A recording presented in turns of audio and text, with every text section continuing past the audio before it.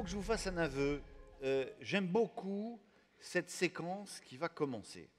Alors non, c'est pas parce que c'est la dernière, c'est parce que c'est une séquence politique et j'aime beaucoup la politique. Alors, bien évidemment pas la politique politicienne, nous journalistes on n'aime pas trop ça, mais évidemment la grande politique, la belle politique, celle évidemment qui est l'organisation de la cité, une après-midi politique, puisque nous aurons le plaisir d'avoir la ministre, votre ministre du Logement, Emmanuelle Wargon, qui sera là. On aura le discours d'Emmanuel Cos. Juste avant, on va avoir une table ronde à quelques mois de la présidentielle. On se posera la question de savoir ce que pourrait être une bonne politique du logement. Mais avant cela, c'est l'heure de la résolution du Congrès. Un texte qui vient ponctuer nos travaux et qui va donc être soumis à votre vote. Alors cette résolution, on vous l'a distribuée à l'entrée de la salle. Et c'est également pour cette raison que l'on a remis aux votants un petit carton de couleur à l'entrée afin de pouvoir compter plus facilement les votes qui se feront à main levée. Et je vais tout de suite appeler Jean-Louis Dumont qui va venir me rejoindre sur cette scène sous vos applaudissements.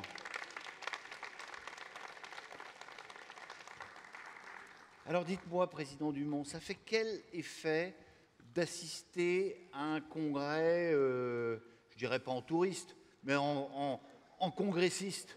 En congressiste de base, donc qui remonte dans le temps pour voir le cheminement de ces congrès, leur densité, leur capacité de proposition, de contestation comme c'est nécessaire, et surtout cette envie d'être toujours des partenaires pour construire, améliorer, réhabiliter, pour aller de l'avant et innover. J'avais eu l'occasion, aujourd'hui grand dirigeant d'une très grande société mondiale créée en France du temps de Louis XIV, ce dirigeant d'aujourd'hui était DGA à l'époque, et le rencontrant, j'avais utilisé le mot innovation. Il me répond, de la part du président de l'USH, des HLM, je ne m'attendais pas à l'utilisation d'un tel mot. Voilà, mesdames et messieurs, vous êtes ensemble, réunis pour innover, pour relever les défis qu'on vous lance, pour relever les défis que la vie, l'économie, la politique nous envoie.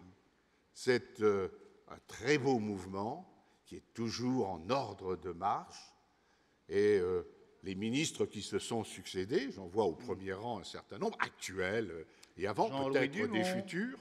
Voilà, j'arrête. Donc, cette résolution, alors vous n'allez pas nous la lire en intégralité, mais probablement les meilleurs passages? Tout à fait. Mesdames et messieurs les congressistes, et pour beaucoup d'entre vous, et depuis le temps, chers amis, le comité exécutif de votre union m'a confié la redoutable mission de vous soumettre au vote la résolution du congrès HLM de Bordeaux. Cette résolution, vous l'avez en main, vous l'avez lue, au moins parcourue sur les phrases qui sont inscrites en gras, sur le titre, la crise du logement n'est aujourd'hui plus un risque, c'est une réalité, et au long de ce congrès, vous n'avez eu de cesse que d'échanger, là aussi d'innover. C'est pourquoi ce texte dont je vous présente la synthèse, c'est déjà toutes les réflexions du congrès que vous avez menées, des positions prises par le mouvement HLM.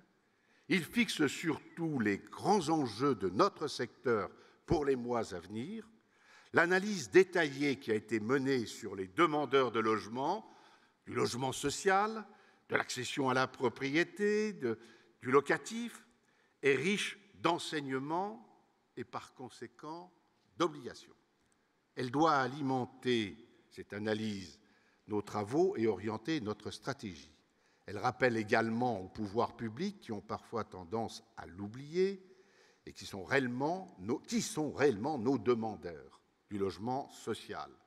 Les travailleurs, y compris les travailleurs pauvres, des jeunes, des moins jeunes, des familles monoparentales, des personnes fragiles, des personnes établies, des familles surtout, c'est donc l'humain. Nous sommes des promoteurs immobiliers et des gestionnaires de l'humain. Les mesures gouvernementales prises ces dernières années ont fait des dégâts dans nos capacités à agir. Il faudra en tirer les conséquences lors de la revoyure. La résolution 2021 que vous avez en main, que vous avez lue et relue, ou au moins parcourue, rappelle le rôle central des élus locaux, sans qui nous ne pourrons pas atteindre nos objectifs de production. C'est l'ancien maire de Verdun qui parle. La décision annoncée par M. le Premier ministre concernant la compensation d'exonération de TFPB est une bonne nouvelle. Elle est aussi symbolique de ce qu'il faut faire et de ce qu'il faut éviter de faire. Un dernier mot. Pour vous, chers congressistes, je n'ai pas pu m'adresser à vous l'année dernière. Vous savez les circonstances. Les missions des bailleurs sociaux sont nobles. Elles participent chaque jour à renforcer les bases de notre République. Ne doutez jamais du rôle essentiel que vous jouez dans notre société pour nos locataires, nos demandeurs, nos accédants à la propriété. Je veux vous redire la fierté qui a été la mienne de faire partie du mouvement et de vous représenter pendant toutes ces années. Merci à vous et j'appelle au vote. Cette résolution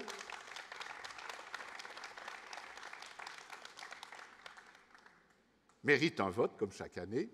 J'appelle donc les votes...